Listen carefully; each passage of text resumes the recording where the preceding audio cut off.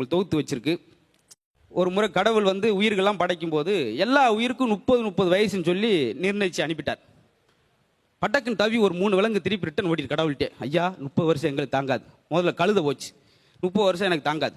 எவன் பார்த்தாலும் அவன் பாட்டுக்கு மூட்டை மூட்டையா அள்ளி வச்சுறாங்க, சுமந்து போங்குள்ள நான் பரவாயில்ல, எனக்கு தான் தெரியும். கழுத பாடுன்றா இல்லை, வேணாமுங்க எனக்கு 30. சேர்ந்து ஒரு 12 குறைச்சிட்டார். 12 போ அப்படி, உனக்கு 12 தான் அப்படின்னு.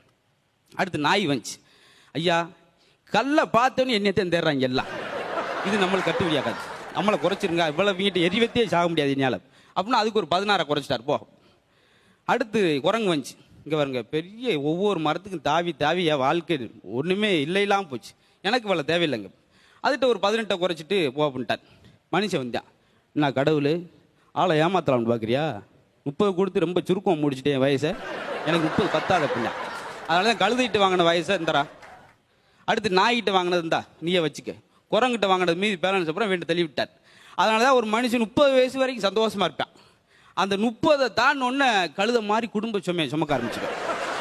இது அதுக்கடுத்து நாய் படாத பாடுன்றோம்ல, மயனுக்கு வேலை கேட்டு மகளுக்கு வேலை கேட்டு நாயா அலையிறது இது.